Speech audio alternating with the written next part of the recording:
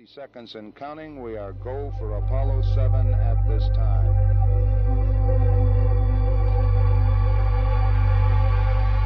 T-minus 50 seconds. The vehicle now pressurized and the vehicle is go, as is the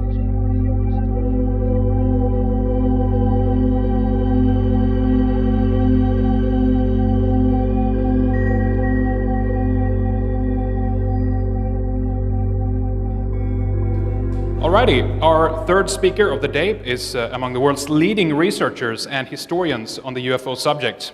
He is the author of 2 volumes of History, UFOs and the National Security States, as well as an analysis of the future, AD after disclosure, when the government finally reveals the truth about alien contact.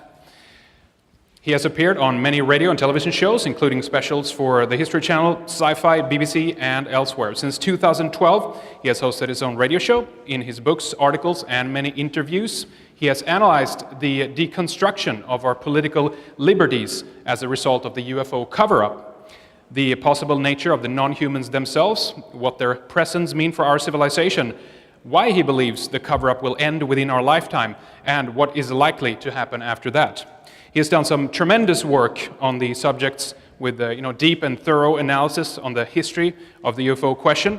His work is very important to get a handle on just how many instances, encounters, sightings, and contact that the military around the world has had with these things, whatever or whoever actually is behind the UFO technology. His website is richarddolanpress.com. His talk today is called What's Up with the Breakaway Civilization? Please help me welcome Richard Dolan. Thank you, Henrik. Thank you. Thank you so very much. I'm going to try to speak as deliberately as I can. I know we have a little bit of an echo effect. Let me move this down here. I'm very happy to be here.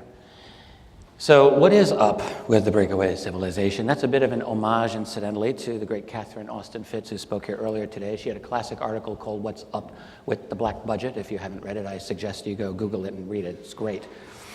I think of the UFO phenomenon as central to one of the great discrepancies of our era. I've been looking at this subject for about 20 years now. And it's filled with discrepancies. When you think about all of the ways in which it's significant to us, whether at a scientific level, what are these things? How do they zip around the sky in the way that they do? What can cause an object to zigzag and shoot straight up? That's pretty darn interesting.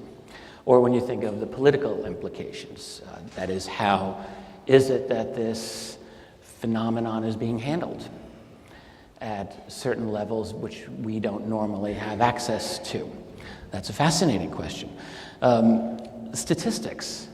If you were to go online and, whoops, let's move this down a little bit. I'm afraid that I'm blasting you out with, is this okay? Can you hear me like this? All right.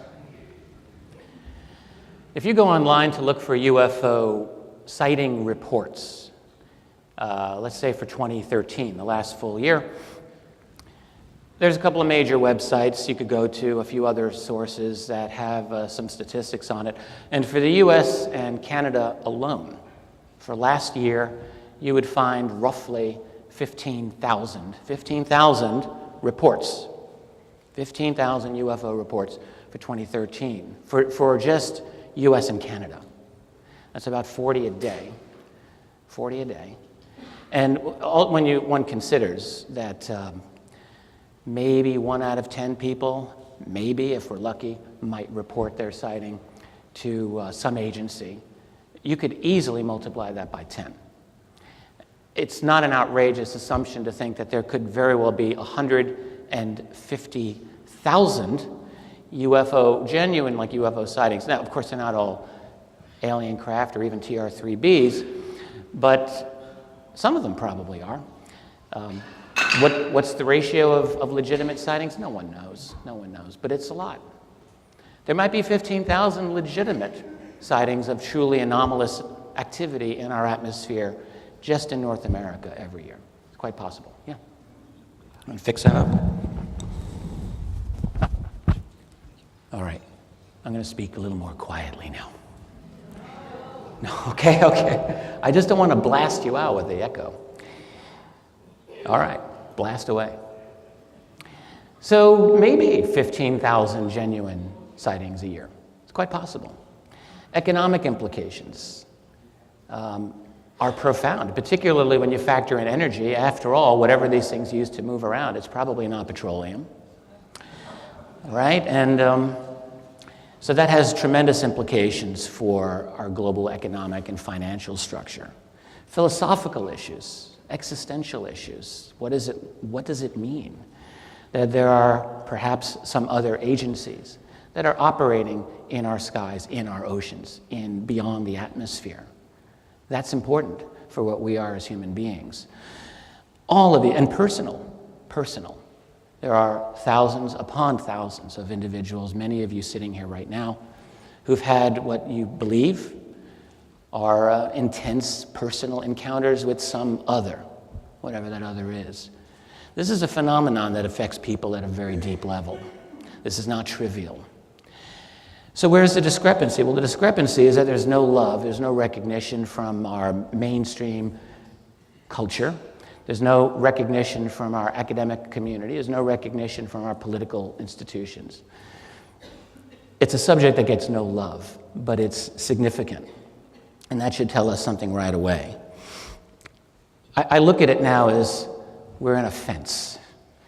You know, we're in this little enclosed fence in our little worldview that we're all supposed to believe. But just beyond that fence, there is something else. And in fact, it's not just these other visitors, whatever they are, but there's an infrastructure beyond that fence of ours. It's unacknowledged, and I think it's quite vast. So I want to look into it. It's not just in the atmosphere. It's down here on the ground. It's, I think, below the ground, probably. And I think it exists beyond Earth's orbit. There's something very, very significant going on. Before I get into the really strange stuff here with you today, I'll just put out the obvious remark that a number of other speakers here have already been discussing. And there's really no need for me to go over the same ground that they've been talking with you about, but simply that there are multiple space programs operating in a clandestine manner. And think of it this way. A couple of years ago, there was the announcement that the United States, NASA was going to cease their manned operations in space, and all of this talk about the U.S. kind of shutting down its significant space-based operations and so forth. And that's a lot of nonsense.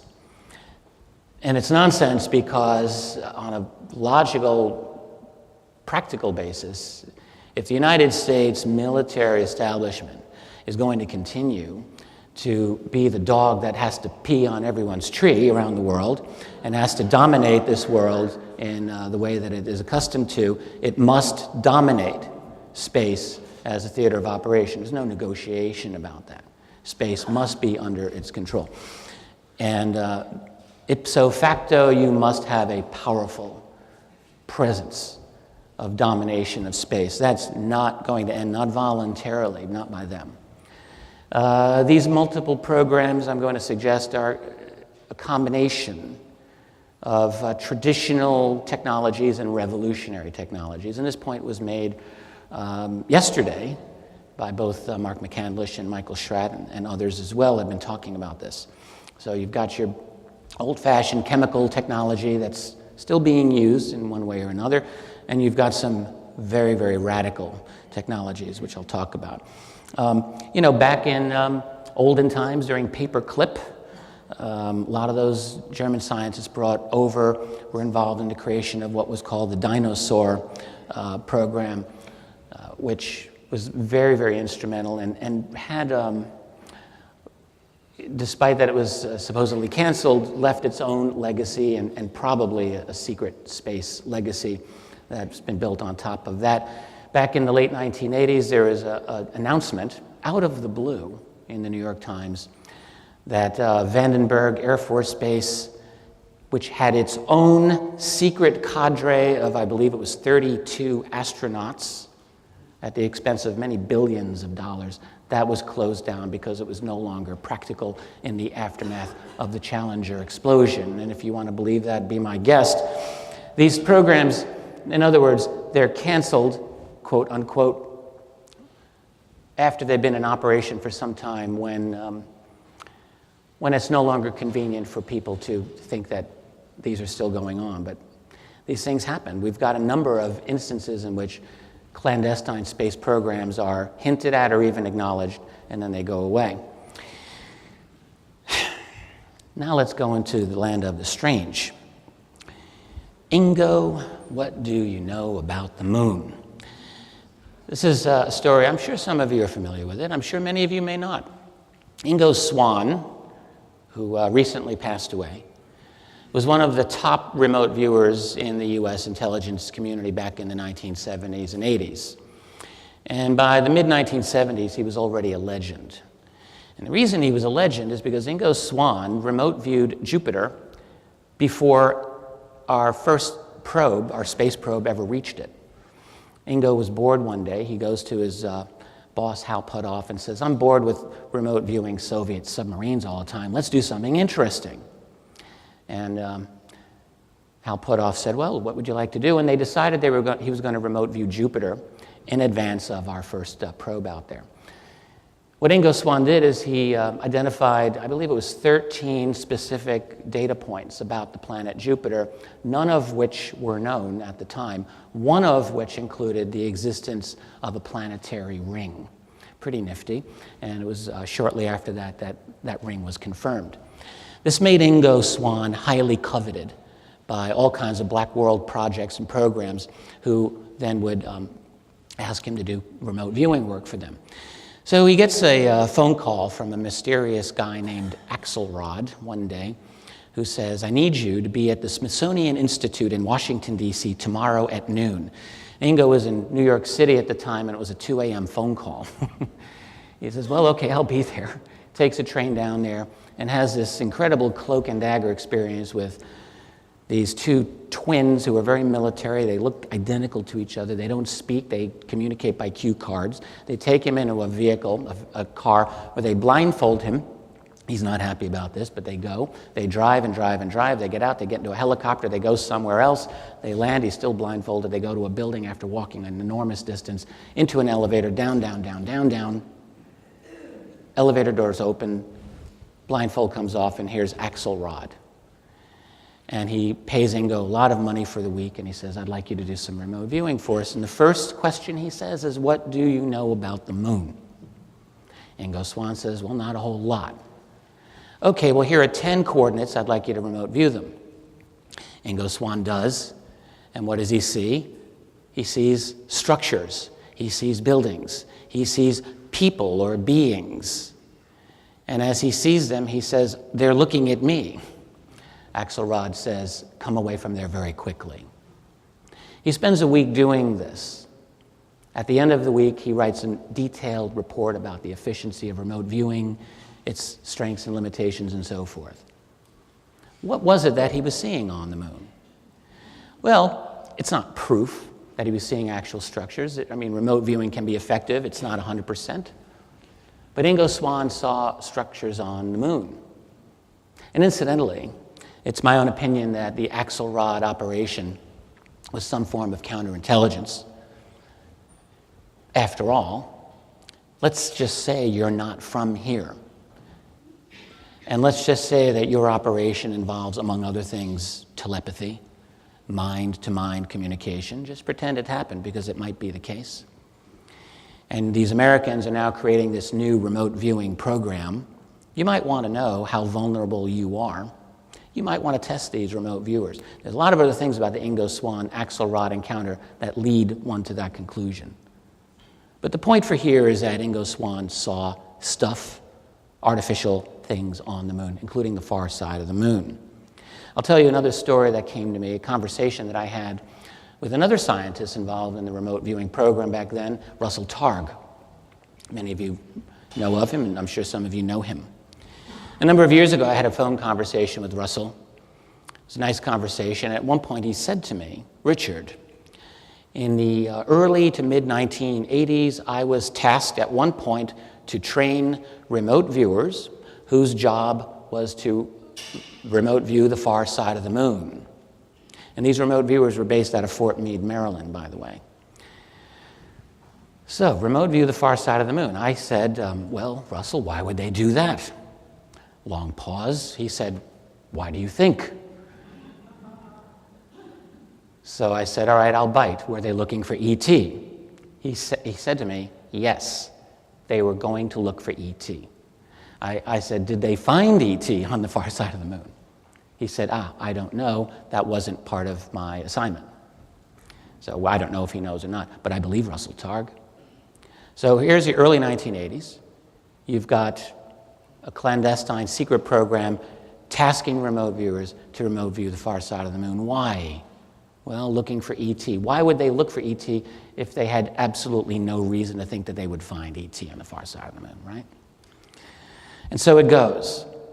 We've had testimony from some very credible people. This is Carl Wolf. Carl Wolf was with Stephen Greer's Disclosure Project, almost 15 years ago now. He's given some incredibly compelling, persuasive, consistent testimony about his own experience in 1965. He was a young guy, he had a top-secret crypto clearance at a Tactical Air Command at Langley Air Force Base in Virginia. On one occasion that year, he was assigned to an NSA facility. He thought it was NASA, because he didn't know what the NSA was in 1965. He thought they had said NASA, but it was an NSA facility to do some equipment repair. While he's there, he's talking with another airman about how they would obtain images, digital images, from the lunar orbiter. This is a totally new technology at the time. It was fascinating to him, and they're just chatting. And somehow, at one point, this other guy says, "Oh, by the way, we've discovered a base on the backside of the moon." Carl Wolf got frightened, and he's mentioned this many times in his interviews, because he knew he wasn't cleared for this information. And he thought, this is not a good situation for me. I can get into a lot of trouble. The guy then brings out the mosaic. You know how they take the satellite images strip by strip, and they put together this mosaic, and he's showing it to him. He's got it out there. And according to Carl Wolf, this mosaic showed all kinds of geometric shapes, towers, spherical buildings, something that he thought looked like radar dishes, large structures. And again, he was scared. It took him more than 30 years to come out and discuss this in the late 1990s.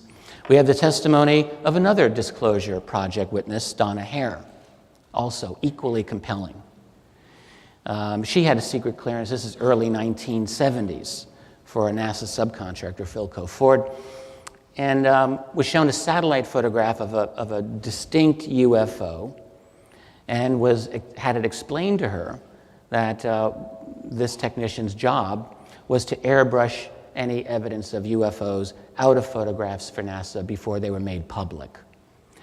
She heard, this is secondhand, but seems to be legit, from other employees at the Johnson Space Center, that some of the astronauts had seen extraterrestrial craft on the moon. Now, this is in the early 70s, so the moon landings had taken place by then. She said, "I believe there were 3 of such craft on the moon when they landed." The code word for them was Santa Claus. And of course, this is very much in line with the story that is attributed to Neil Armstrong. Michael Schratt mentioned this yesterday. This came from the author Timothy Good. I spoke with Timothy about this personally, and Timothy told me about the source of this. This is a woman who's a friend of his. She's no longer alive, unfortunately. Tim said to me she was as rock solid as you could ever get, and she essentially eavesdropped on a conversation that Neil Armstrong was having at an event where this other individual said, essentially, "So what really happened on the moon?" And Armstrong said, "Well, yes, we've been warned off." This is a paraphrase, but there were craft there. Enormous and menacing was the word he apparently used. Probably was enough to, put the fear of God in someone. So these stories keep coming out. They don't stop. A gentleman named Vito Saccheri, back in the late 70s, had read a book by a fellow named George Leonard, Somebody Else is on the Moon. In fact, Ingo Swann wrote about this same book. So in 1979, he goes with another engineer, friend of his, and arranged to go to Houston's NASA headquarters and asked to see moon photos. NASA had a check with Langley, CIA, and they said, okay, you can do it. It was quite a surprise. Strict rules, he was allowed 3 days, 8-hour days, no writing, no recording devices, and he would not be allowed to be left alone with photos. So what does he see? This is Sacheri's words. Obvious machinery on the surface, showing bolted sections, a UFO rising from the surface and photographed directly above a crater. The unmistakable figure of a rectangular structure placed squarely in the biggest crater pictured, a perfect three-dimensional view. He also read a transcript from one of the Apollo missions. And the words, this is what they said. Houston, we've got a bogey at 2 o'clock. Roger that. Apollo switching to Alpha. Roll 8 degrees and begin sequence. Alpha and Bravo were two switching stations for secured or classified communications. So they continued the discussion on Alpha. In another mission, he reads, Mission Control, we got Santa Claus coming over the hill. Roger, Apollo, hold your fix, switching Bravo. Do you copy? Roger, Houston, Bravo link. So what if this is true? What if there's a presence on the moon of a group that doesn't appear to be us? Just what if? Because that's what it looks like. If it were true, that would be a very, very important thing, wouldn't it? It would mean that this space program that the world was undertaking would be running into some potential obstacles. A great unknown kind of confrontation could be taking place. Would they be able to tell the rest of us about it? That's a real tricky thing to do. You know, with a program with as much attention as the moon landing programs got worldwide, how do you manage the secrecy on that?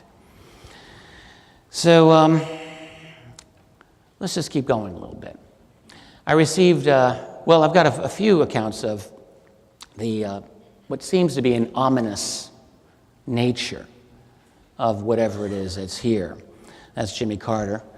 I'll tell you that story in just a moment. What we have are a number of cases, a number of instances where information seems to have seeped out to researchers or other people indicating that this is a grave matter. The researcher Donald Kehoe, retired Marine Corps major, he's really one of the most prominent people doing this back in the 1950s and 60s and into the 70s. Kehoe was a guy who had a lot of contacts. And one of them in the 1960s made it very clear to him and said, and this is a paraphrase, and I was looking for the exact statement, and I couldn't find it in advance here, but this did happen. He said to Kehoe, this is something that is so serious, this can never, ever, ever come out. This is beyond anything you realize. You have no idea how deep this is, how serious this is. The Jimmy Carter story. Now, this came to me directly from a gentleman, and I'll tell you a little bit about this gentleman. I don't want to give up his name at this point. He's a known guy, very brilliant man, extremely, extremely intellectually meticulous man, who's got the right connections into the White House and at the highest levels of the American national security structure. And I had a series of long conversations with him. And one thing he said to me was, it was known to him for sure that Jimmy Carter did receive a briefing on the matter of UFO/ET in June of 1977. Now, this man did not know exactly what was told to President Carter. This is early on in the Jimmy Carter administration. He had just been inaugurated a few months earlier. But what he did know, he said, was that at the conclusion of that meeting, the President Carter was seen at his desk, elbows on the desk, head in his hands, and he was either sobbing or nearly sobbing. Something deeply upset President Carter. What was that something? I speculated with this gentleman. I said, well, can we assume that he was told this was a very serious matter? He said, yes. I said, can we assume that he might have been told he doesn't really have a whole lot of operational control over this matter? He said, absolutely yes. Another story that came to me, and in fact, we wrote about this, my co-author and I, in AD After Disclosure a couple of years ago, had to do with a man who was first administration of the Reagan presidency, comes into office as an undersecretary in 1981. Shortly after he came into office, some very close friends of his, who had been friends back in California where he was from, visit him. And among them was a young man who was 19 years old at the time, close friend of the family, kind of grew up with this undersecretary's family. You know, they're very, very tight. So it's now 2 a.m., a couple of drinks, and this undersecretary was becoming very, very upset and maybe a little loose-lipped. And he's talking one-on-one with this young man who's kind of like an extra son of his. And it came out that after he had, the first thing that he did as undersecretary is he spent 2 weeks at a very secure underground facility, being briefed on a lot of things, and including UFO ET presence on Earth. And all that he would say to this young man was that it was deeply upsetting to him. And the reason it was upsetting to him is that he had a daughter to raise in this world. No more details. We have a statement that came from Ben Rich, head of Lockheed's Skunk Works. And of course, Ben Rich, everyone knows who Ben Rich was. This came through a gentleman named Bill McDonald. Bill's still around. I've chatted with Bill many times. Bill talked with John Andrews, who was, again, mentioned, repeated a lot of times yesterday in the talks. John Andrews, very, very prominent, close friend of Ben Rich. The story is that Ben Rich told John Andrews that the public must never be told about the true reality of what's going on with this. It was unbelievable, he said. It was too intense, it was too powerful, it was too dramatic, too frightening. What would make these people have this reaction? What would be the most likely reaction? Well, one of the things that you would do, and in particular, if we would want to build what they have, they're clearly vastly beyond anything that we've got here. And in particular, if you've collected any of their material, would we want to be studying their technology? Well, I think the answer is obviously yes. I've been saying this for years to students who are interested in the black budget phenomenon, which is that if you don't really understand the centrality of the UFO phenomenon to the black budget, then you're missing a huge part of this picture. And I would not go so far as to suggest that UFOs are the only thing to create our black budget culture. But I would suggest that they were a key initiator in getting that whole culture started. Because when you go back to the 1940s and you put yourself in the position of the U.S. hierarchy, Harry Truman and all the guys around him, and they've got this utterly awesome piece of information that's dropped into their laps. This is right after the end of the Second World War. You've got completion of the most titanic struggle in global history just being done. Millions of homeless people, millions on the brink of starvation, a new Cold War erupting, and now you've got this. What do you do with this? Do you really tell the world? Of course you don't. You can't. A, you don't know who you're dealing with. B, you don't know how bad the panic's going to be. C, you don't, if you've gotten any technology, any freebies, you may not want to share it with rivals, and you may not want to share it with the general public, particularly if it's going to change your whole energy paradigm. That's a lot to think about, all in one fell swoop. No, what you would do is you'd get your best people around you, and you'd say, we're going to figure this out. We're going to put our team together, and we're going to find out how to study this technology. We're going to find out how bad the public panic might be if we revealed this. We're going to find out who these other beings are, and all of the logical questions. And then we're going to find out a way how to fund covertly all of the research and development that'll be necessary to study this phenomenon and to implement the correct security measures as well. All of that. And as I think we can all recognize, secrecy develops its own momentum, its own profit, its own bureaucracy, its own reason to be. And then the next thing you know, it's got you, and you have no escape from it. And the longer it goes, the more difficult it becomes to let this secret out openly without your whole house of cards falling down.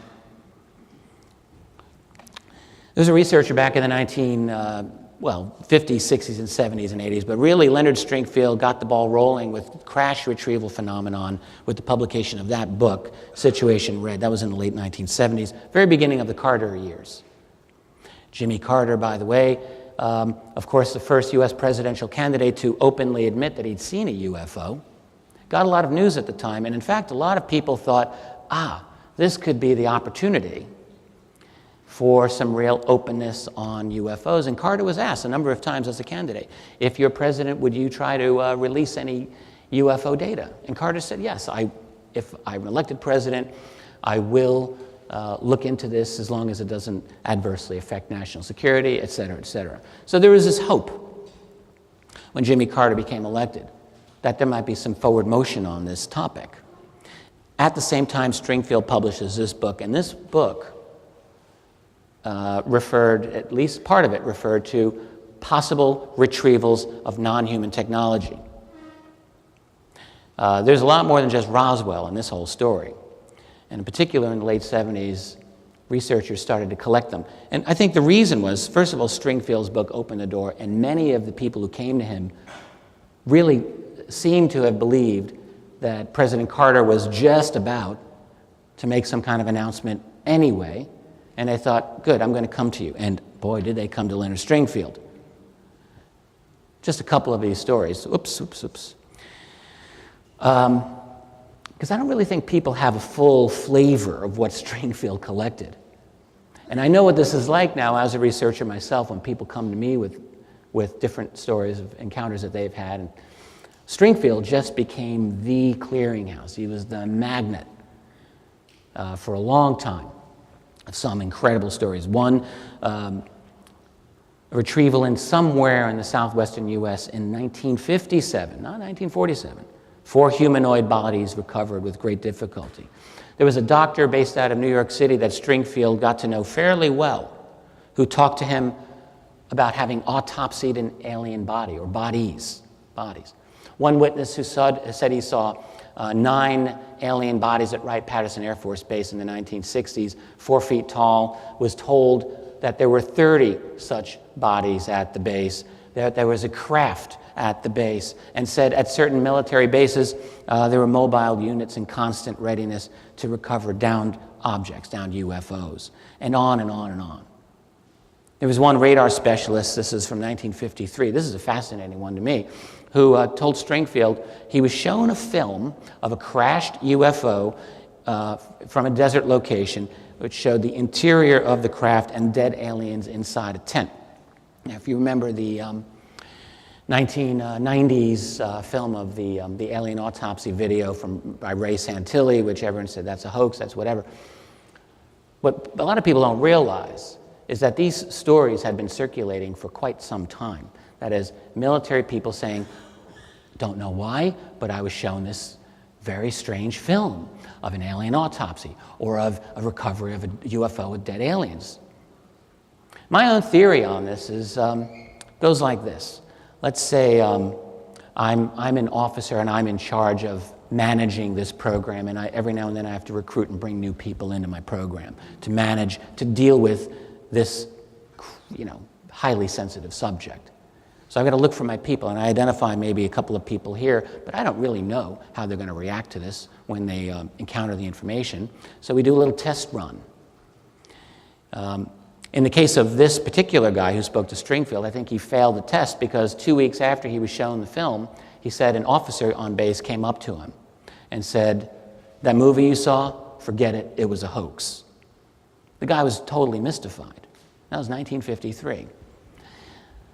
In any case, there's a lot of these, lots and lots of these stories that Stringfield collected.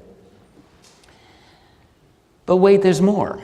One of my favorite, and I think one of the most important stories in all of UFO research has to do with these 3 individuals right here. Wilbert Smith, Robert Sarbacher, and Dr. Eric Walker. Wilbur Smith was a kind of a genius. He was a Canadian scientist who was in the bureaucracy of the Canadian Department of Transportation. Kind of a mid to upper level guy there who just happened to be fascinated by the flying saucer phenomenon back in the 1950s. And on one occasion in 1950, he was down in Washington, D.C., and met up with, through the Canadian Embassy, had a couple of interviews with some prominent Americans, including a mysterious scientist. And Smith wrote about this in a classified memo at the time to his bosses, at which he said that he was told that the UFO subject was the most highly classified subject in the United States government, rating higher even than the H-bomb. 1950, the H-bomb was about as high as you would go. This was higher. So that document was released many years later after Wilbur Smith had died, and no one really knew who he spoke to until another researcher named Arthur Bray went through the Smith papers and found Smith's handwritten notes from that meeting in September 1950, and he saw the name Robert Sarbacher, Dr. Robert I. Sarbacher. Well, Sarbacher himself was a brilliant young scientist with the defense establishment back in the 50s, very well positioned. And it was Sarbacher who had said this to Smith. Sarbacher, in the early 80s, when all of this was found out, was still alive. And a number of researchers got to Robert Sarbacher, who then sung like a canary, confirmed everything that Smith had said, and then wrote a 2-page, single-space typed memo to another researcher in which he really laid it out. He said, yes, I was very aware of crash retrievals, of exotic technologies coming from these other beings. He said the word was that they seemed to be constructed something like insects. This is a letter from 1983. This letter made the rounds in the intelligence community, by the way. Well, it didn't end there because more research, and Sarbacher died like a year after this. He didn't live much longer after this whole thing came out. Before he died, he gave the name of another guy, another top scientist who was involved, he said absolutely was involved in this, and that's Dr. Eric A. Walker. Who is Eric Walker? Well, Eric Walker was more than just the president of Penn State University, which is not a bad gig to have, but Eric Walker was the head, the chair, of one of the most elite defense think tanks in the country, the Institute for Defense Analyses, the IDEA. And this was written about at length, incidentally, in a book that I was lucky to be able to publish for the authors Grant Cameron and Scott Crane. It's an excellent book. You can look for this. They did a great analysis of this. In any case, Walker was found, and he first spoke in 1987 about this, right after the MJ-12 documents were released, and all of this messy controversy about their authenticity was being discussed. Whatever reason, who knows why, Eric Walker thought, I'll talk a little bit about this. And he confirms to the researcher, yes, he was involved in these meetings. Yes, there is a group like Majestic 12. He says, I've known about them for 40 years. He says to the researcher, you'd better back away from this. You're getting into stuff you have no idea. The researcher says, no, I do, and I'm doing this because I believe in it, et cetera, et cetera. Walker says, you have no idea.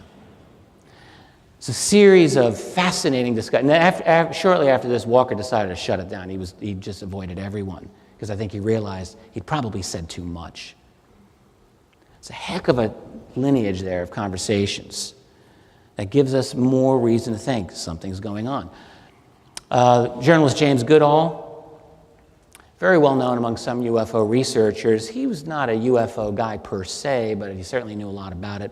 Did a lot of work as a journalist with people involved in Groom Lake, Area 51 region, all of that, classified technologies and so forth. Long before the world heard of Bob Lazar, James Goodall was working the same turf.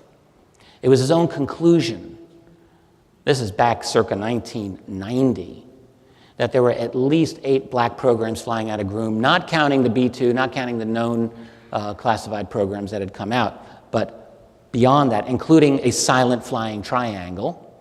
So we're talking, 25 years ago or more.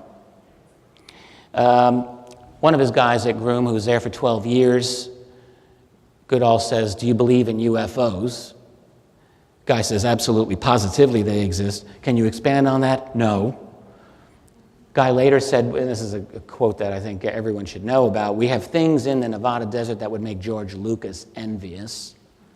And one of his other sources, this is from 1985 or so, said, "We have things out there that are literally out of this world, better than Star Trek or anything you can see in the movies." Goodall says, "Can you expand on that?" The guy says, "No."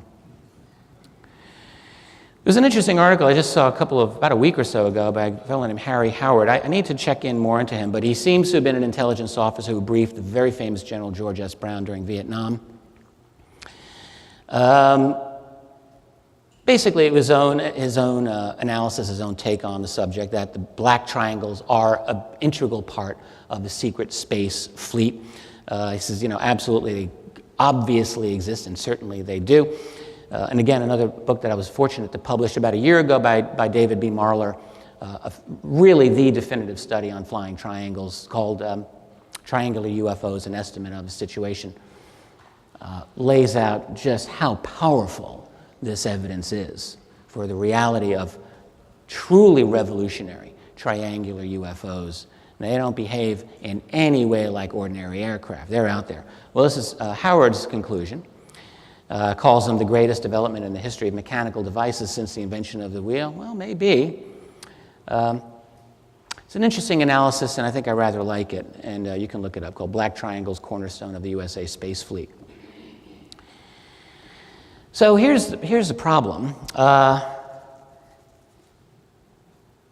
if we create these revolutionary technology, whatever they're based on, free energy or some kind of electrogravitic propulsion system, isn't that really going to totally transform human society? Wouldn't that totally, or at least largely, liberate humanity in so many critically important ways? And let's just think about some of these implications. Free energy, or some version of energy that's significantly better than pulling petroleum out of the ground, the source of nearly every significant war that we've been having for the last century or more. I think it'd be a very, very liberating experience for humanity. But won't it also challenge the current structure of wealth and power here on planet Earth? That's a problem for these people who are sitting at the top of the human food chain, and they're not necessarily willing to rock that boat. So what does this require? It's a system that requires, A, black budgets. Catherine earlier today talked at length about black budgets. Black budgets are more than just your classified federal tax dollars at work. Black budgets are more than simply, U.S. citizens paying for military programs that they have no knowledge about, they have no control over, that are doing God knows what, with the barest, thinnest veil of a pretext in their name, which is, of course, not on their behalf at all. It's more than that, because if you need to, raise secret armies, overthrow governments, illegally rig elections, or build a secret space fleet, you're going to need a lot of money. You're going to need a lot more money than simply federal tax dollars. And you also want money that's not so easily trackable and traceable that you don't have to answer to. So where do you get that money from? Well, you get it through financial shenanigans, financial fraud. You get it through narco-trafficking money. Narco-trafficking is probably a top 5 industry in the world, probably. It's right up there. Simply because drug trafficking is illegal doesn't mean that no one wants the money, because everybody wants that money. Everyone would like free money, particularly these agencies. I had a conversation with another gentleman. One day I'll put all these names out there. Some of my researcher colleagues know who I'm talking about. One gentleman who had a lot of knowledge of how a lot of this worked out, and made a very salient point to me, which was that first of all, the money going into these research and development programs related to this subject was enormous. He didn't give me a figure. But he said, think about this. No matter how enormous it is, the amount of money for the security on this program exceeds it by a factor of 7 or 8 times. So I'm thinking, well, what does that mean? This is a little more than guys with guns. We're talking, although that's part of it, we're talking maybe the construction of underground infrastructure facilities, the cost of managing and controlling the media, the cost of controlling political operatives that are prominent in the system. I could imagine that there's a lot of expenses going into this to contain this. So that was his insight.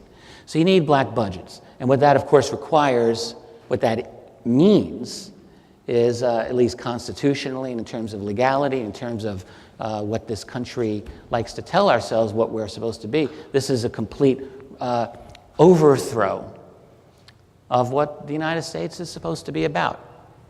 This is a fundamental moment where accountability must not be open. It must not be transparent. Rightly or wrongly, I think wrongly, these people decided that this topic is vastly too important to be able to entrust to the general public. It's too serious, it's too dark, it's too threatening from their point of view. So you create black budgets and you essentially create a coup d'etat. That's what it is. It's a silent coup that takes place. And it took place by degrees, but fundamentally it took place, I would say, in the 1940s. And it deepened and deepened and deepened. As a result, obviously, financial corruption. It's more than just black budgets. It's an entire manipulation of the global financial system to hide this reality.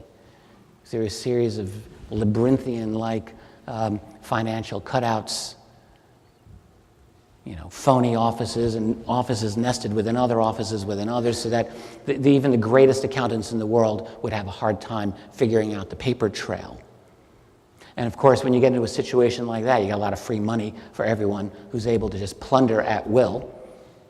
So it's a situation where it's not simply they're all on the up and up saying, well, we have to have this secret program so that people don't know. No, it's a situation where, yes, we'll have this secret program that people don't know about, and let's rob them in the process. So that's been going on since this whole thing started. Tremendous deep corruption in which, of course, blackmail is the norm. And again, I'm referencing Catherine here, but she's talked quite eloquently about this a number of times. The fact that if you get to a certain position of power in this country, or I would assume any country, but in this country, you'll end up having a sit-down with NSA or CIA or FBI, and they will tell you, they will know, they've got the goods on you, and you'd better behave, or they'll destroy you. They'll make it very clear. These politicians, they may get into this field because of idealism at one point or another, but they very quickly learn if they get any kind of power whatsoever, they are owned outright by other interests. And that's what they have to work for, and they're controlled. They're controlled through blackmail and through bribery and everything else that influences people. Political corruption. This whole system predicated on black budgets, financial corruption, political corruption, classification of the technologies, holding our future hostage. So think of it this way. You've got a group of privatized, black budget scientists, security people. They control this radical technology that they are studying. This is really where I kind of conceived of the idea of a breakaway civilization. This is something that I mentioned first in UFOs in the National Security State's second volume about 5 years ago.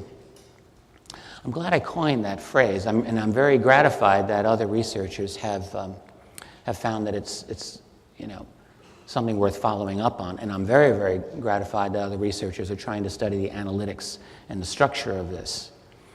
We need a lot of people looking into this. In any case, what happens with these classifications of the technologies is, let's say we're part of that group. We're the scientists.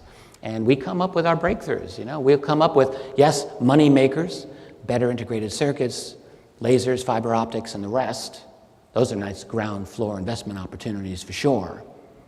But we may come up with something a little bit niftier than that. We may come up with electrogravitics that actually work, something that can give you true gravity reduction We may come up with a new form of energy, better than petroleum. Of course, we can't let the rest of the world know about that. That's off limits. We wouldn't be allowed to, because our bosses, the private interests that fund our operation, would say, no, no, no, can't do that. So what would we do? We would simply classify those technologies, and there are thousands upon thousands of classified patents along these lines in the US. And one of the gentlemen in this research field, Thomas Vallone, worked at the US Patent Office for years, and he's spoken about this at length. Tom Vallone is one of the best experts on electrogravitics out there as well. So you've got a whole series of classified technologies that are off limits to us. And as I say, it holds our future hostage. So if you were smart enough to come up with your own version of electrogravitics and you wanted to patent it, I think you'd have a hard time getting that thing patented. You'd be running into some classified stuff.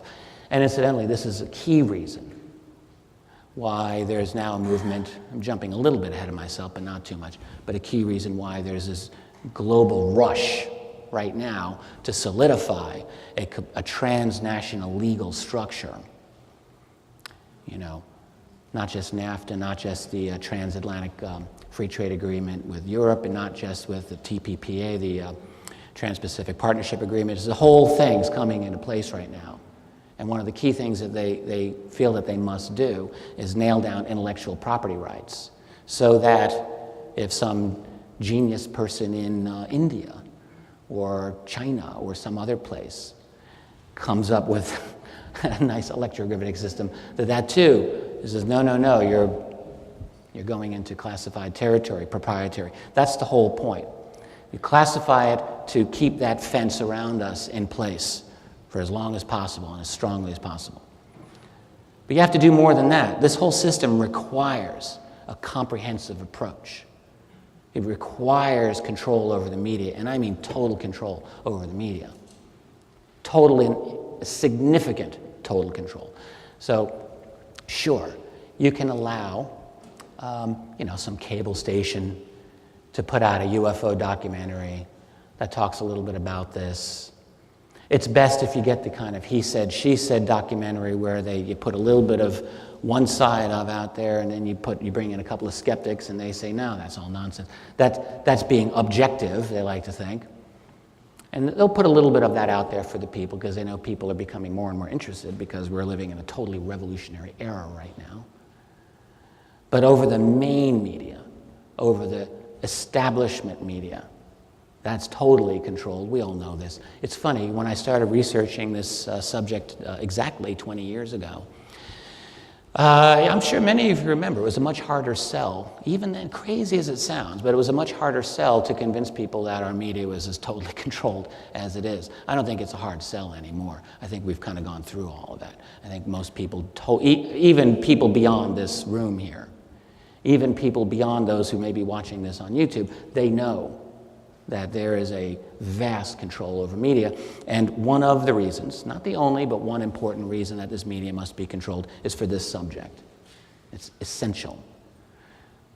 Not only the presence of others, but the fact that we have been developing a profoundly advanced infrastructure that is being kept away from ordinary people. Media must be controlled.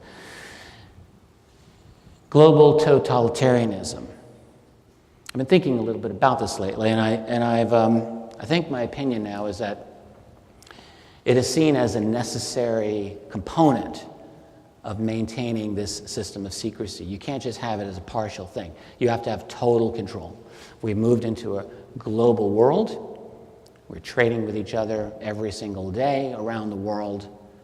We're all relying on each other in critical ways every single day around the world.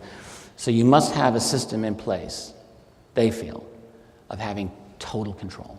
A totalitarian system, literally totalitarian.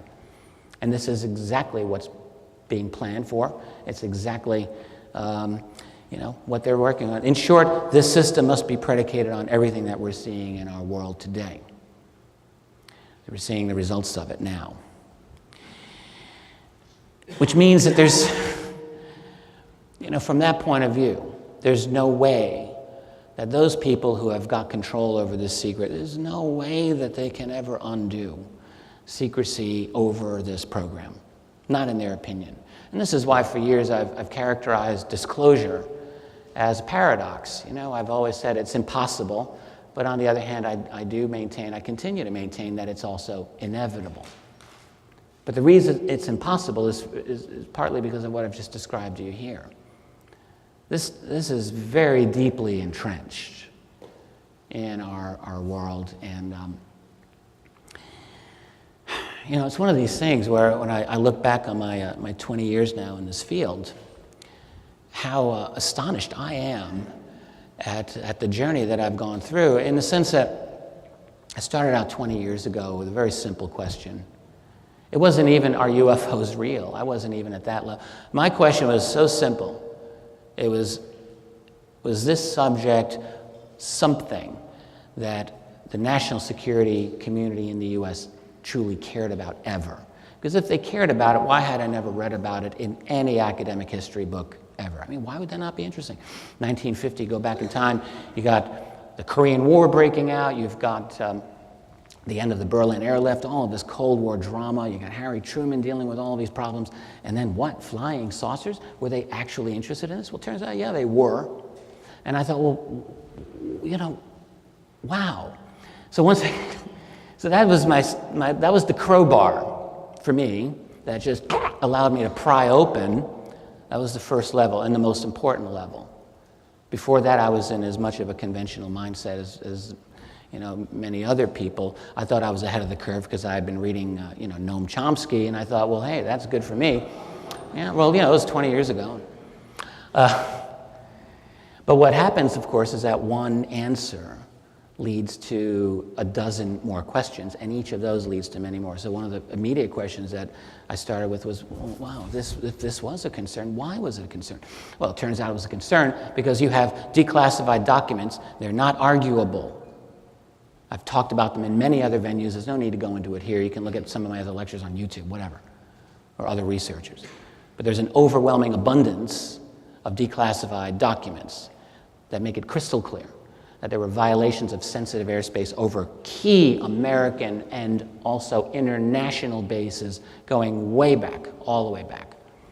And if you were in charge of air defense over your particular sensitive base, which may have had nuclear ordnance there, which happened many times, and you've got objects hanging out there and zipping around and totally evading your best interceptors, well, yeah, do you think you'd be a little bit interested in it? I think you would. And so would your bosses. So this we have. There's no argument about this. That's a fact. You can take that to the bank. But that led me further still. Well, my goodness, you know, if this is real, then what were their thoughts about what they were dealing with? Did they think this was Russian? Did they think this was a black budget American program? Well, all of those questions were asked. All the logical questions that you could think being asked were asked. They were smart people. Now, unfortunately, all that we have available to us officially are lower level declassified documents. We don't really have the highest level. Those are the ones that are blacked out or that don't even get released. What we have are mid-level, like secret, confidential, restricted, and they're interesting, and they give us a pretty good idea about what some of the lower rungs were talking about, and they were very concerned. And every time they came up with a truly radical conclusion, like, interplanetary visitors, the phrase of the time, they got shut down and dispersed. Obviously, those conclusions were not desired. Anyway, I'm digressing a little bit, but I just want to point out how strange this subject is. It leads to more and more questions. This, to me, and this is really why I just did my latest book, UFOs for the 21st Century Mind, which is really my attempt to encapsulate the whole field in something like a comprehensive way. And what you find is that this truly is the most revolutionary subject that you can imagine here on planet Earth. I think that it is. I think the UFO reality. And think about how this subject is handled within even the alternative research community at large. The UFO phenomenon gets kind of a strange position there, where a lot of alternative researchers, they're afraid to get into this subject. I've spoken to so many of them privately, and they're fascinated by it, but they will not go there publicly because it's just too much. It's too much of a ridicule factor. It's too much of a distraction. It's too much. They get into the crosshairs of the media, and it's just too much work for them. So what does that tell you? Well, it tells you that this is the gold mine of the alternative subject. This really is it. This is the core. After Bryce Zabel and I finished writing AD After Disclosure, it became obvious to us why this subject was enveloped in secrecy, because we realized when we looked at the implications of the end of UFO secrecy, it was obvious to us that this turns everything upside down. Everything upside down, whether you're politics, short-term or long-term geopolitics, your science revolutionizes your science, will cause probably a political revolution. You think of Occupy Wall Street. How about Occupy Area 51? Occupy Wright-Patterson Air Force Base. I mean, right. You think it wouldn't happen? Of course it would happen. Of course it would happen. Once this ever came out, there'd be a lot of angry people who would be thinking, hey, wait a minute, you really lied. What's the status of these black budget programs that must obviously exist? And on and on and on. And what's the structure of the secrecy? How are you able to hose us over for so many years and lie to us and steal our money for so many years?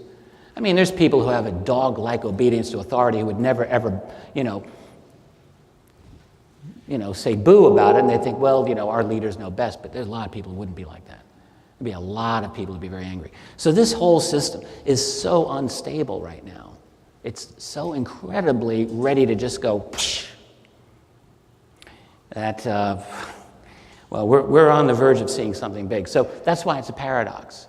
The secret keepers will never voluntarily give this up. They have way too much to lose. Way too much to lose. On the other hand, as I've often said, they're not the only part of the equation. And the biggest dynamic part of the equation, frankly, is us and all of you sitting here in this audience.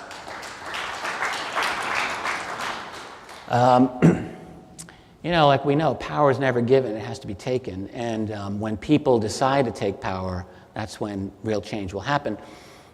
We're seeing a dramatic shift culturally in relation to a lot of things in our society, but this one, I'm seeing it happen. I'm seeing a shift in general public attitude toward the subject of UFOs, and a greater acceptance. And not simply from the general public, but also from a lot of intellectuals and academicians who are quietly, some of them are here by the way, who are quietly interested and researching this and also making waves within their fields. There's a lot of change afoot. And we've only had WikiLeaks for 10 years. 10 years. Because we couldn't have it more than 10 years ago, because our global infrastructure couldn't accommodate WikiLeaks. Well, we can now. It's like the field of dreams. If you build it, they will come. If you create the infrastructure, boom, there it is. And now we are in an era where people can grab digital data and throw it out there for the world, whether legally or not is irrelevant. It's irrelevant. People are doing it. And it's a permanent part of the structure of our world now. It's never going to go away.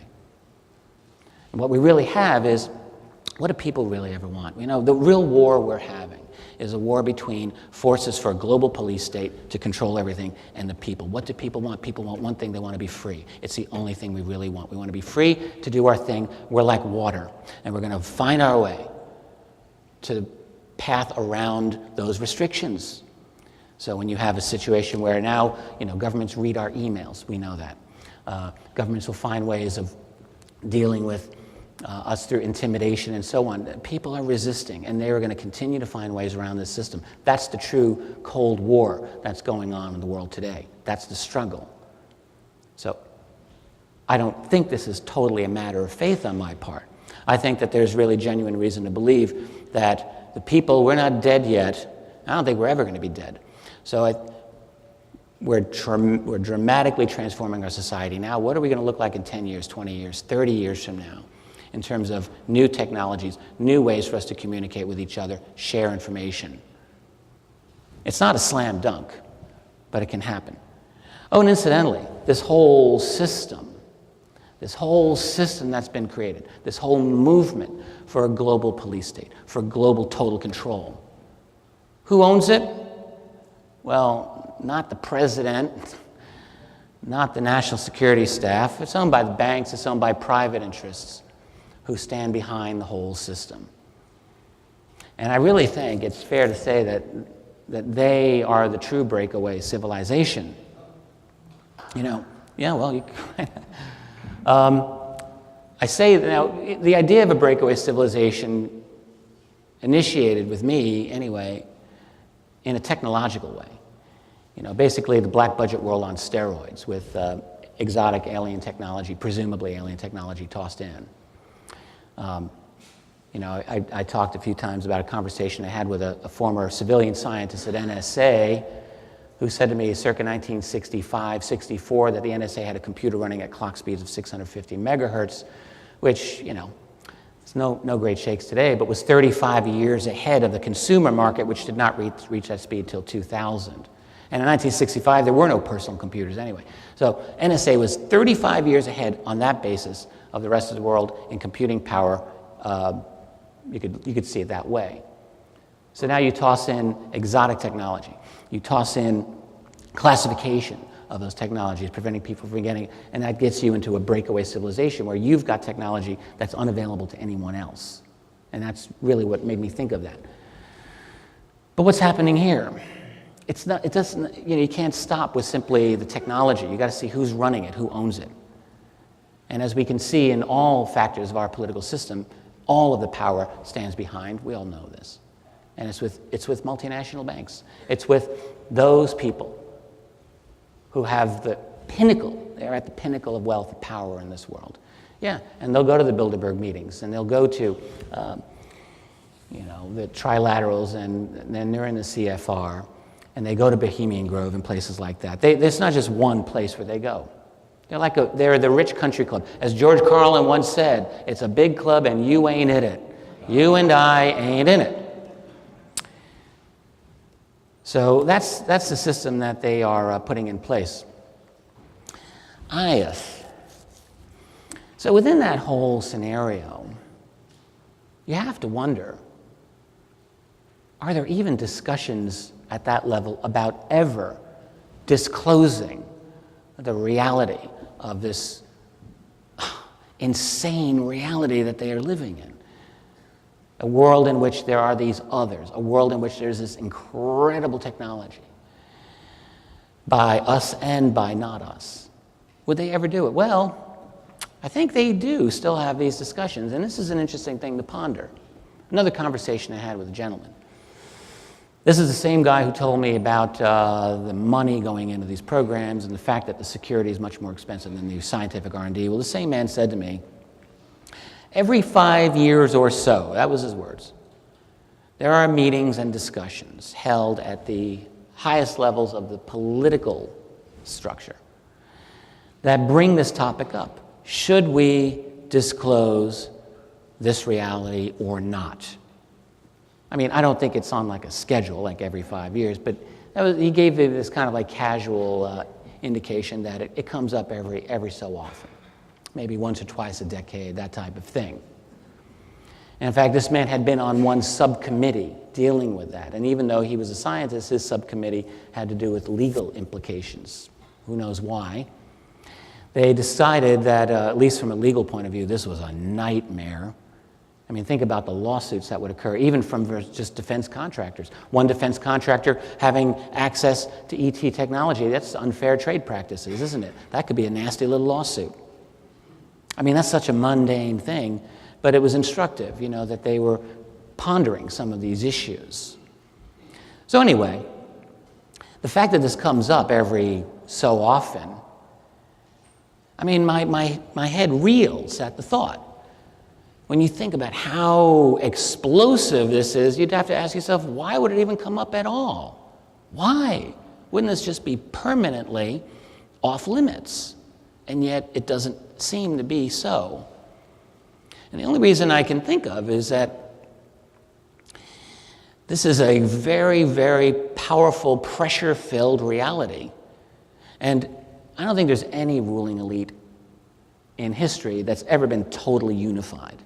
There are always factions. And I think that there are factions relating to this subject as well, this most important, most revolutionary, transformative of subjects. A few years ago, back in 2008, I did a conference in southwestern Illinois near the town of Galena. Cool place, by the way, beautiful. Still retains a lot of its 19th century look. Ulysses S. Grant lived in Galena, Illinois. And my very good friend Sam Maranto organized an event there, and I was there. And one night there was a fellow with a couple of pairs of excellent quality night vision binoculars. So we decided we were going to do a night watch. And I was there with a really nice group of people. Just a couple of hours, from 11 till a little after 1 a.m. Nice June evening in 2008. And I have to say, now we have, we may be doing some night vision here at this event, I know. I was blown away. I was blown away by what I saw. It was my first experience going through night vision in any kind of sophisticated way. And I couldn't monopolize the binoculars the whole night, although I wanted to, but we all shared. In 2 hours, I probably saw about literally 100 objects going through the night sky that I would not have been able to see with the naked eye. And I can't remember exactly now, but a very high percentage of them, a very high percentage of these were really strange things.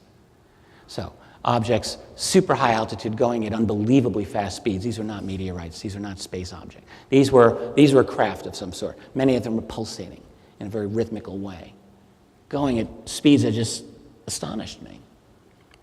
You've had for years and years, and again, Michael Schratt did a fantastic discussion on some of these types of advanced craft, what are often known as trans-atmospheric vehicles. I don't know, take you to New York to Tokyo in a couple of hours. Is it possible? Well, after that night, I thought, yeah, I think so. I think they're out there. There were objects that were that seemed to be maneuvering.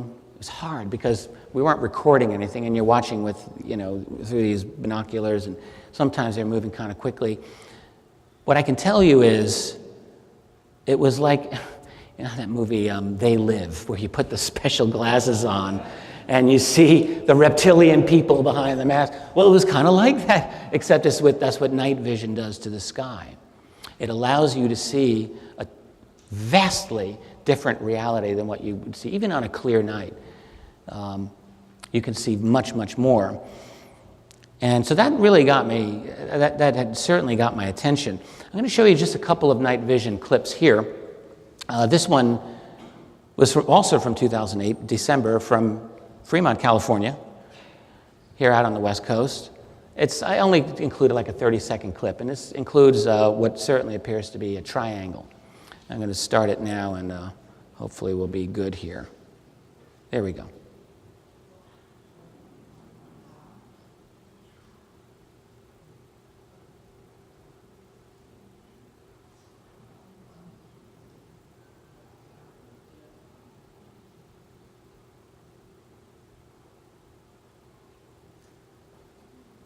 So I should chat with Mark McCandlish or Michael Schratt about what they think this is. If this is a TR-3 or maybe some other kind of triangular craft. It's something that's not supposed to be out there. That's a picture of it. That's a pretty good shot. You can see what it is. It's very, very clear. Maneuvering. I just did a fascinating, nearly month-long tour of Canada. Did a 12-city lecture tour that just ended a couple of weeks ago, and we ended up in Vancouver. I went from Halifax on the East Coast, 4,000 miles in an RV where you feel every bump along the way, ending up in Vancouver. It was a great adventure for me, and I'm glad I did it. The folks in Vancouver, they got a fascinating group of interested people out there, I'll tell you that. Some very, very good researchers, a lot of experiencers, witnesses, and just a lot happening out there. Of course, it's a beautiful city, and hey, if I were an ET that looked a little human, that might be a place I'd like to go, for sure. But there's a lot happening there. I had a long conversation after I came home with a Vancouver guy who does a lot of night vision there, too. And I'm just going to show you a couple of his clips. His name is Charles, you're going to see this in a moment. Look at this. Charles Lemeroux. You can see a hole in the middle of this thing.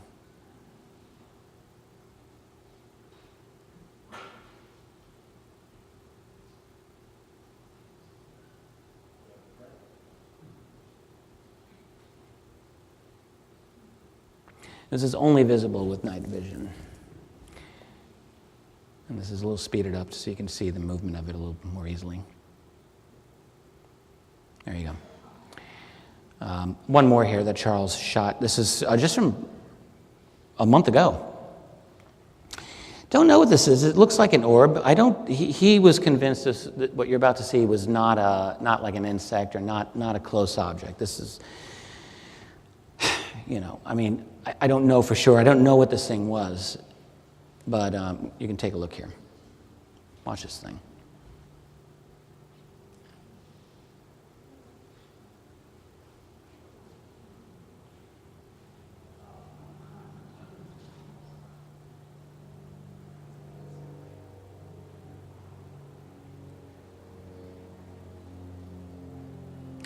That's the end of that. The fact is, we have Ed Grimsley here, and Ed's very well known for doing night vision watches. And you go online, go on YouTube, you can see a lot of this. There's a tremendous amount of very interesting night vision shots of strange happenings in the sky. And again, I'm mentioning it here because it seems to me that it's a very apt visual, kind of a visual representation of the world that we're in. In other words, just on the other side of our apportioned field of vision of what we're allowed to see, it's an infrastructure. Is it ours or not ours? Well, my feeling is it's both. This is a research associate of mine, a friend, actually, who lives in central Arkansas. This lady's used Generation 3 night vision for a couple of years now, and she wrote to me. I'll just read it. She says, there are all kinds of craft up there. Military R&D drones, drone triangles, and even what she called a huge rectangular craft. She saw this in daylight. This wasn't night vision. She writes, I have seen these craft cloak. I saw one cloak over my house at treetop level, and I tell you, it could not be seen at all. And I was only about 50 yards away. I've also seen these drones from less than 30 feet, and there is no movement, no vibration, nothing. They look as though they are glued to the sky.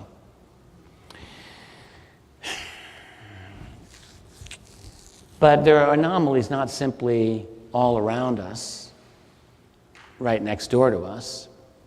And by the way, that individual, I know her fairly well at this point, and I consider her a very reliable, very conscientious person. A couple of interesting anomalies. Some of these are somewhat well known. This is on YouTube. It's a very quick clip. I wrote about this in one of my my volumes of history. This is the STS-51A sighting. This is 1984, and you're going to see a spherical object come toward the camera and go up. Here it is, and you'll see it in reverse.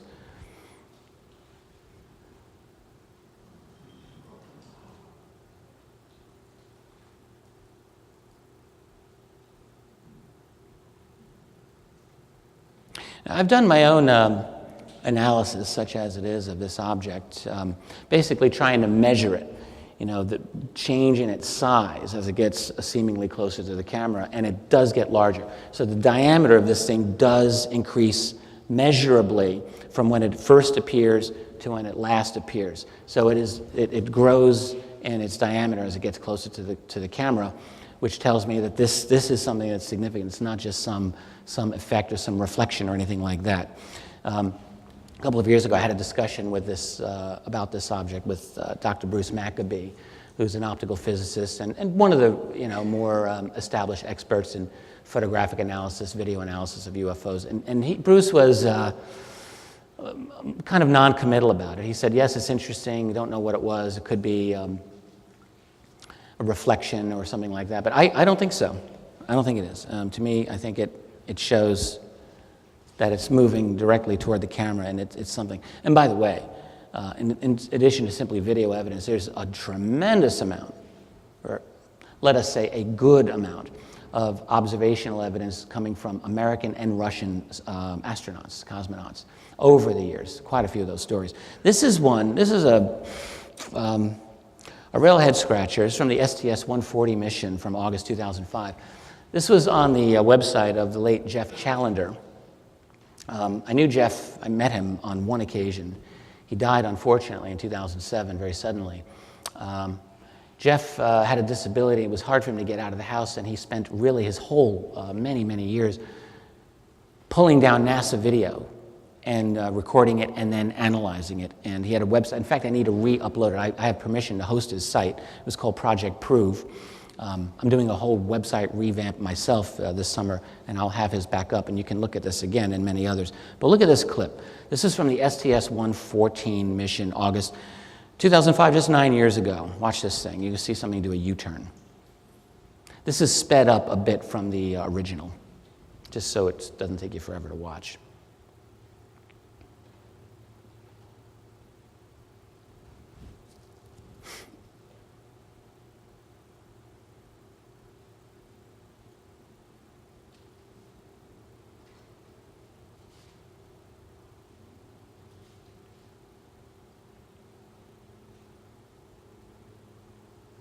And by the way, it's Earth below.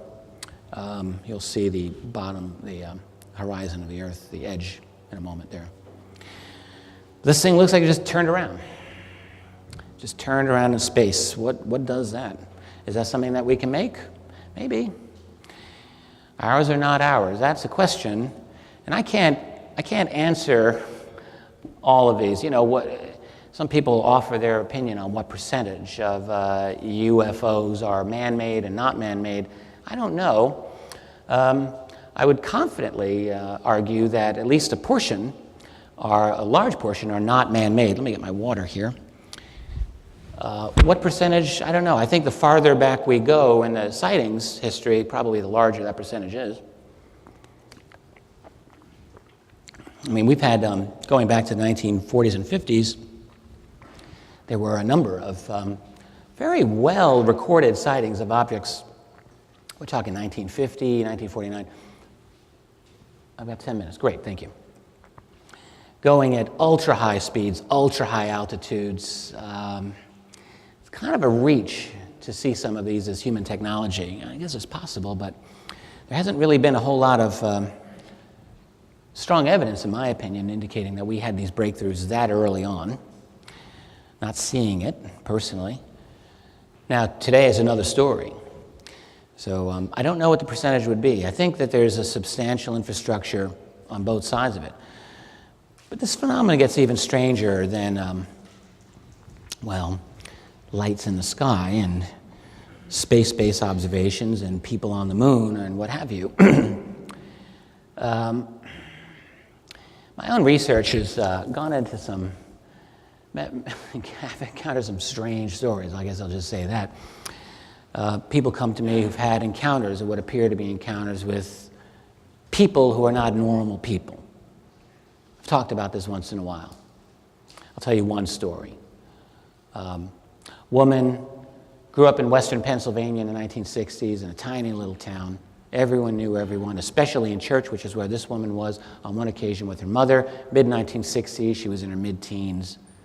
And she sits down in church, and this blonde couple, male and female, sit in front of her. And she says they were the most unbelievably beautiful people she'd ever seen. They wore the most incredible blue fabric that she had ever seen. She said, I looked carefully at the fabric. I'd never seen anything that fine and that incredible. And she's like, who are these people? They're the most obvious standing out people in this whole church. And she said no one was looking at them. Why was no one looking at them? So she was fixated on them all through church, right? All through Mass. And then she said to me, and I heard them in my mind having a conversation. And she said, one thought to the other, well, we appear to be fitting in pretty well here. And then the other one thought back, yes, except for the girl behind us who can hear us. Yeah, this lady, by the way, came to me with her husband, and she was like a sweet lady. She was, you know, almost 60, normal life, it seemed to me. And she just said, look, this is a totally puzzling experience I had. It didn't end there. So she got a little nervous after she heard that, and she didn't hear them anymore after that. So maybe they shut it down, whatever they did. She couldn't hear them thinking after that. And then Mass finally ended. And they were like in the middle of the church. And this couple got up and out, and they were gone fast. head of the crowd somehow. And she had this moment of bravery. And she said to herself, I'm going after them. And so she gets out of the church, out of the aisle. And her mother, like all parents, totally oblivious to all the important things going on, says, get back here, young lady, where do you think you're going? And she just goes. And she pushes her way through the crowd. And she gets to the front of the church, and she sees the couple. And they've gone across the parking lot. They're going over this hill. They go down this hill. So she trots up ahead to catch up to them. And she gets to the hill where they were. And she sees them now across a field. And they're moving fast to this wooded area. And she starts down the hill, and then she stops dead in her tracks because she sees a third figure there that scared the heck out of her. She said to me, do you remember the character Lurch from the Addams Family TV show? She said he looked just like that guy. Very tall, unnaturally tall, very gangly, thin, black hat, black suit, and she stopped. She's like, I don't want to go near this guy. So the blonde couple walks right up to this tall guy, like a tall man in black, basically, past him into the woods. He turns around, he follows them into the woods. That's her story.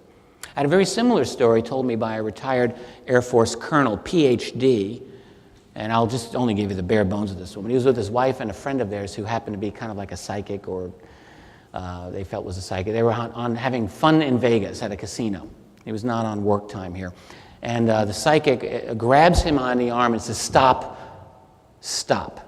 And she points to a blonde woman and says, she's not normal, she's not like us. And he looks over at her, and she's described as this like extremely beautiful woman wearing incredible clothing. Of course, it's Las Vegas, and you would see this, right?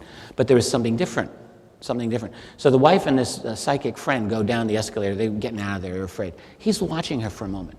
And he said to me, he's telling me the story on the other side of the country from where this Pennsylvania lady was. He says, I heard her in my mind. And she turned slightly, and he heard her thinking into his head. She's basically like a cop on the beat saying, nothing to see here. What do you think you're doing? Just go about your business. And he's startled. He's like, what is that? And then she's joined by this equally beautiful blonde man, equally well-dressed. They're obviously together. And they start walking toward him, and he's thinking, great, I'm going to talk to them. I'm going to say something. I don't know what it's going to be, but I'm going to say something. Well, they walk right by him. He says nothing. He gets behind them on the escalator as they're going down. And he hears them, he says, this is a conversation, thinking to each other. They're not talking. And the conversation is essentially, yeah, he hears us. No big deal. He's not part of anything important. Just ignore him. He'll go away. That's the end of it. And then they get to the bottom and they just leave. A lot of other stories I've encountered from people who have had, it's very clear that they've been observed. They've been monitored. There's this clandestine infrastructure that's out there. Who are these people? Well, let me wrap this up. I'm only got about 5 minutes. This is what I think is happening. This is my current state of the union, as it were. I think we had retrievals of exotic technologies and bodies. That is, I think that they are extraterrestrial. That's my assessment at this point. This was very important. This had to be kept absolutely secret at all costs. Necessity for absolute secrecy, the creation of black budgets as a result, creating secret technology programs that become a runaway system that goes private. The best way to keep the secret is you privatize it, you make it proprietary. That makes it impervious to government requests and all of that. It's off limits. And by the way, private world's where the money is. That's where the power is. They're the people who control the political institutions anyway. So it all goes private. We all know that. Creating illegal and really criminal financing of the programs. That's all necessary. Creating what we would call a breakaway civilization, both in terms of technology and in terms of legality. Because what they're doing, they're breaking away from our entire national legal structures around the world. They're creating a transnational system on behalf of the very, very top few corporations and financial powers for their own benefit, so that they are not answerable to you or me or ordinary people. They are answerable only to themselves, and they're going to be controlling this technology for their own use. And they're going to control this knowledge for their own power. In partly a desperate attempt to catch up to whatever these other beings are. My feeling is the arrival of these others, at least in our open conscious awareness, is such that this was considered by some of these people to be a very grave challenge to the whole structure, the whole ball of wax here. And what they're trying to do is desperately try to catch up. Whether they are actually able to catch up or not is another thing, but this is the attempt. hiding all the breakthroughs, energy breakthroughs, propulsion breakthroughs, and much more. Things that would liberate this civilization of ours in so many critical ways. I mean, just imagine what we would be able to do with electrogravitics out in the open. Imagine what we could accomplish with something like clean, free energy. Just think about that, how that would absolutely, totally transform our civilization in ways that we cannot even possibly imagine, except that it would free up humanity in ways that are just, would be off the charts, off the charts. So what they have is a paralysis, disclosure paralysis, let us call it.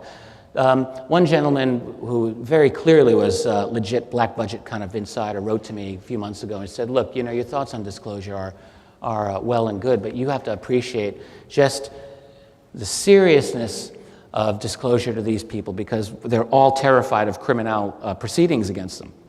It's like the number one thing. To have immunity from prosecution is a prerequisite for anyone talking.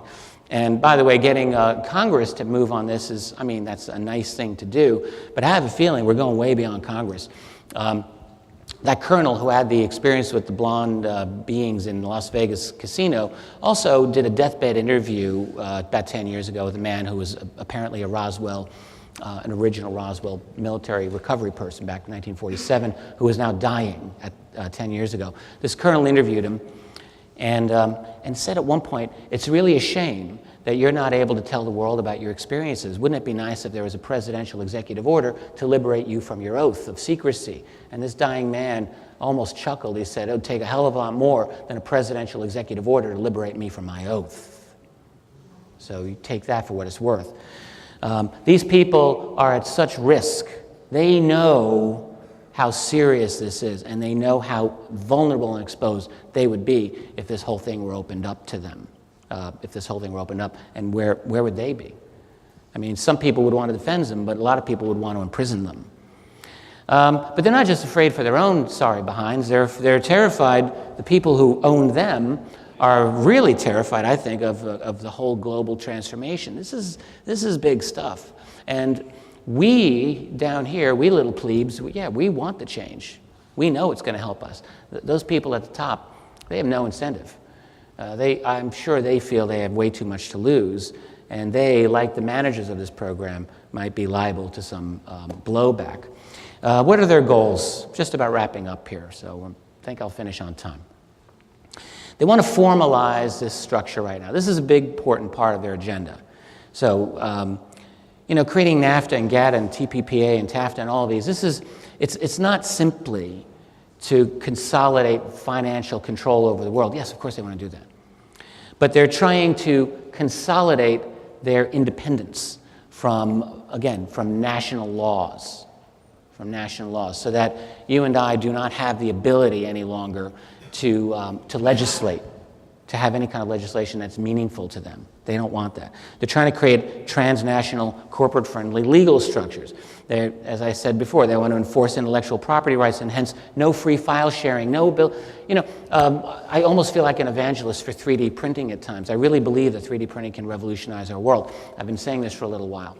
3D printing. You can download a 3D design and you can print off a nice little coffee mug or a little iPhone case or whatever. Well, future generation 3D printers are going to be a lot better than that, for sure.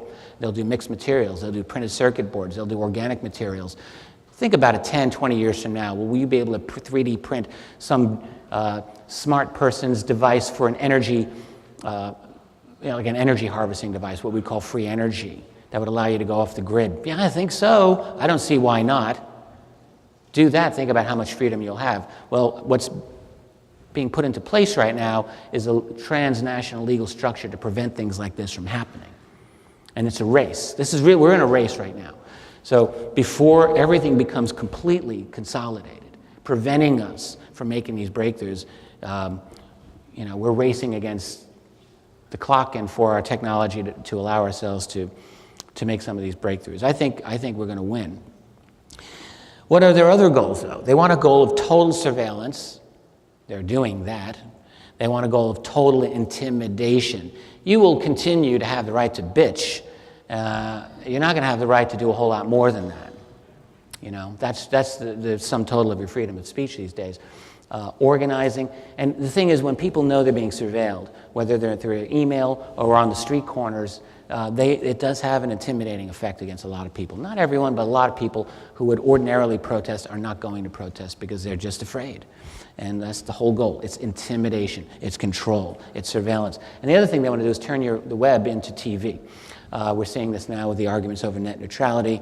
We're going to continue to see these arguments over the coming years. That is the attempt to create a multi-tier system of internet that's going increasingly to work against independent alternative research sources on the web.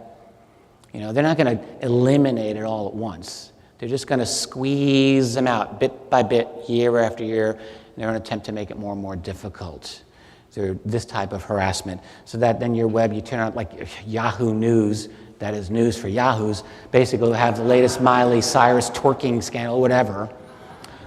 I mean, they do this for a reason, of course. They have to distract you. They have to make you, basically the whole point of that is to make you sit down and shut up and maybe bitch a little bit and let off some steam every now and then, but that's essentially it. So the web, they want to turn into just television, spoon feed, like back in the 1980s when, you know, we had Full House to watch and great shows like that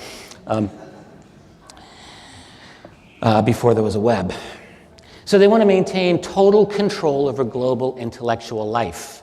That's not an outrageous statement. That sounds like what a big thing he's saying. It's not. It's not over the top to say this. They want total control over global intellectual life. That's what totalitarianism is. That's what this whole secrecy over the UFOs is just a big umbrella term for all of this that we're dealing with. We're talking about others, we're talking about a breakaway civilization, we're talking about something that's so transformative that they must control it, and to control it, the only way they can do it is to create a global totalitarianism, control every aspect of your life that matters. And beyond that, I believe, I fear, and I think they may be trying, down the road, some version of what we might call class-based transhumanism. You know what I mean. We're at a point now where we've got total control, or we're getting total control over genetic material, genetic manipulation, DNA, moving into an age of advanced nanotech, an age of advanced artificial intelligence. There's a lot of potentialities here that no one could dream of even 10 years ago, including the creation of a super race. It's really not. I mean, there are people, they've got to be thinking about this. So, I mean, they're already creating it now, basically creating dum-dum America, dum-dum Canada, dum-dum Europe, with programming, fluoridation, toxins in the water, all of the things that dumb us down.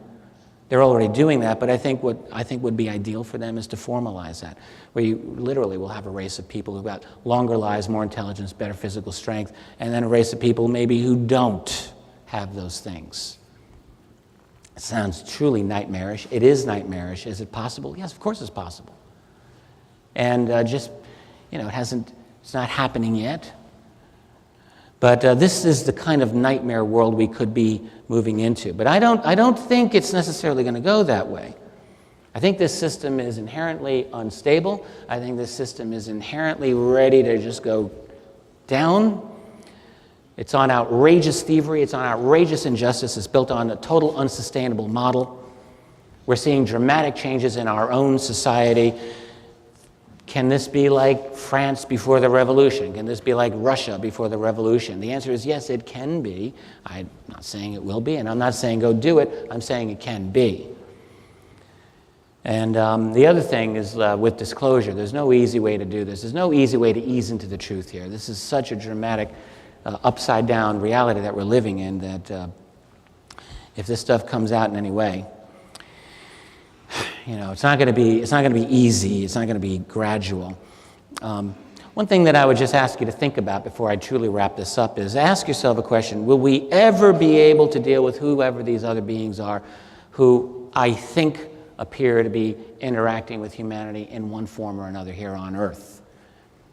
You know, it's a quiet enough of a presence now, but you talk to someone who thinks that they've had an experience and ask them how easy it is for them. Not everyone's had a very positive experience. Some have had positive experiences, others have not. A number have not. I've been thinking about how we win lately. I was very fortunate to be part of the citizen hearings on disclosure organized by Stephen Bassett, who's here today. That was a great honor for me. We got to speak for a week in front of 6 retired members of U.S. Congress about the profundity of the UFO phenomenon. And you could see over the course of a week how these people really transformed in their own opinions about this subject. I could see it. Political action is something that we must continue to employ in a way to create change in this world. But increasingly, I'm hesitant to engage in like any kind of invective against the powers that be or establishment, because really all that I think that's going to do is just cause a kind of a reaction and a closing of ranks. What I think a better model for me, the more I think about it, is creating a culture of change. And I know that sounds a little wishy-washy, but just hear me out here. Think about a guy like Oscar Wilde, who a little over 100 years ago spent his last years in jail because he happened to be gay and happened to be in a situation where his society said, that's abominable, that's an abomination, right? So we go from that through the 20th century. And how did that transformation in our cultural attitudes about people who happen to be gay take place? It's mainly by having a few brave people deciding to come out, and they had to come out before anyone else did, and they said, screw it, I don't really care, this is who I am, you got to accept me. And they were role models for other people who then came out, and who then came out after them, and more and more and more. And the next thing you know, hey, we're in a different culture. And the next thing you know, within a space of 15 years, America's attitude on gay marriage totally flip-flops from 70-30 against to like probably, I don't know, what is it, 80-24 now, whatever. You know? It's a total rapid sea change. That is the most profound level of change. And we are right now in a period of cultural change on a lot of matters, including this one. I've seen it myself over 20 years. I've seen this change. So what I believe is it's actual personal bravery more than anything else that will create this change. It's having things like this on YouTube. It's having groups of people getting together and talking about this in ways and liberating themselves mentally and emotionally and showing the way for other people to liberate themselves mentally and emotionally. In Rochester, New York, where I happen to live, I've been an active member of a UFO meetup group for the last 6 years. It's like my extra family. I love those people. And we have 50, 60 people minimum every month, and we get together, and we bring new people in all the time.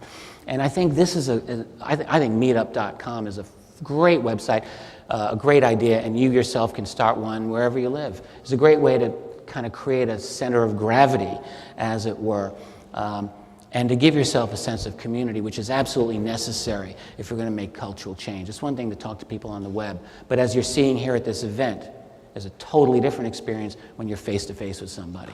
It's totally different, and it's energizing, and we have to have that, because we're not robots, we're human beings, and we need that emotional connection to other people to create true change. We need that sense of community. So for me, Meetup is a good one, and meeting people at conferences like this is also very, very effective.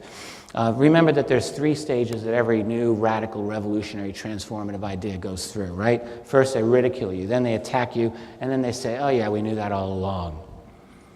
And I think that's right. Another thing that I feel we have to remind ourselves doing is, to the extent that it is reasonable for us, to the extent that it is feasible for us, is not to participate in this type of criminal system that is trying to have total control over us. So do not participate in the mainstream 24/7 propaganda mind job that's being done on you when you turn on your television. Just don't participate. Don't participate in the kinds of ritualistic forms of control like these the election cycles and the presidential this and that and the other thing. This is a system of control. Don't participate in a kind of obsession over your local sports team and the Super Bowl and the World Series. I mean, like I love baseball. I grew up playing baseball, and I love the game. But it's a different thing for me to play it than to watch it in some corporate-dominated media setting, because all it does is it just grabs your brain and goes and rips it out of your head. Don't do it. Don't do it. Don't do it. If you have... Thank you. I have 2 kids. They're in their late teens now. I homeschooled my kids for years. I'll tell you, that was a lot of work, but it was the most rewarding thing I did. And I've got 2 young people now who have their own minds. And they know, and they're not, my son's Miley Cyrus knowledge is a little lacking, but, he's a genius. And my daughter's an off-the-charts amazing young woman. They think for themselves, and I'm a believer in homeschooling. I just think doing things to allow a certain level of independence from the control system. This is what we want to keep this in mind to the extent possible, and showing other people that it's also possible. And being brave about this subject is very, very key. Well, I think I was supposed to end my lecture a minute ago, but I just want to. I'm amazed that I came as close to the target as I have. I'm going to be available at my table if you want to chat with me about this afterward. I'll be signing some books, and I'll certainly be available at the across the way there. I just want to thank you so very much for your time here today. Thank you.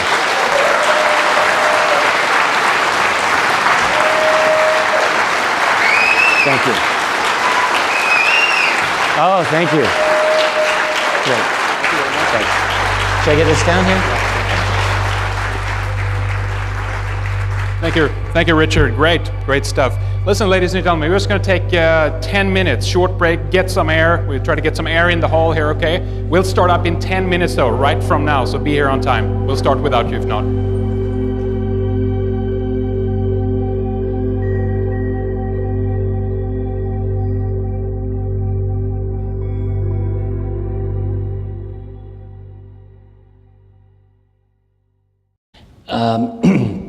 I'm very happy to be here. So what is up with the breakaway civilization? That's a bit of an homage, incidentally, to the great Catherine Austin Fitts, who spoke here earlier today. She had a classic article called What's Up with the Black Budget. If you haven't read it, I suggest you go Google it and read it. It's great. I think of the UFO phenomenon as central to one of the great discrepancies of our era. I've been looking at this subject for about 20 years now, and it's filled with discrepancies. When you think about all of the ways in which it's significant to us, whether at a scientific level, what are these things? How do they zip around the sky in the way that they do? What can cause an object to zigzag and shoot straight up? That's pretty darn interesting. Or when you think of the political implications, that is, how is it that this phenomenon is being handled at certain levels which we don't normally have access to? That's a fascinating question. Statistics. If you were to go online and, whoops, let's move this down a little bit. I'm afraid that I'm blasting you out with, is this okay? Can you hear me like this? All right. If you go online to look for UFO sighting reports, let's say for 2013, the last full year, there's a couple of major websites you could go to, a few other sources that have some statistics on it. And for the US and Canada alone, for last year, you would find roughly 15,000 reports, 15,000 UFO reports for 2013, for just US and Canada. That's about 40 a day. 40 a day.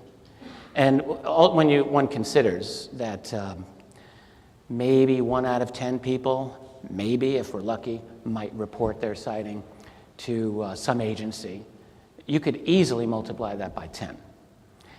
It's not an outrageous assumption to think that there could very well be 150,000 genuine UFO sightings. Now, of course, they're not all alien craft or even TR-3Bs, but some of them probably are.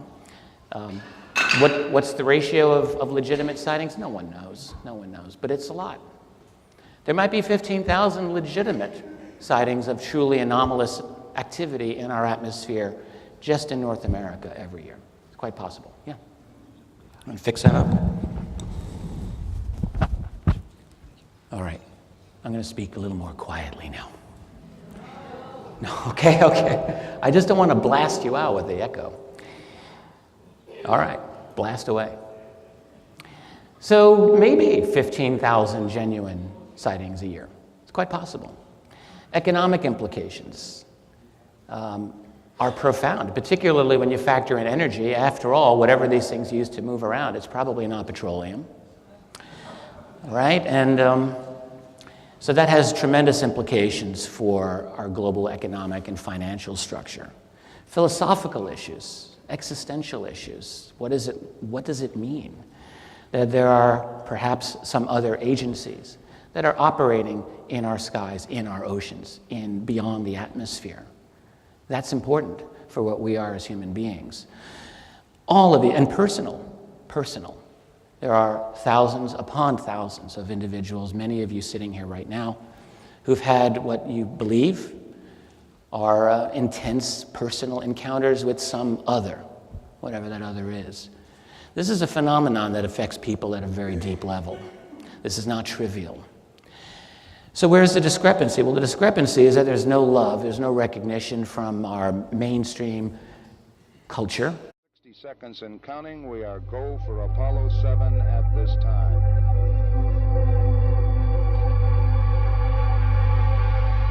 T-minus 50 seconds. The vehicle now pressurized and the vehicle is go as is the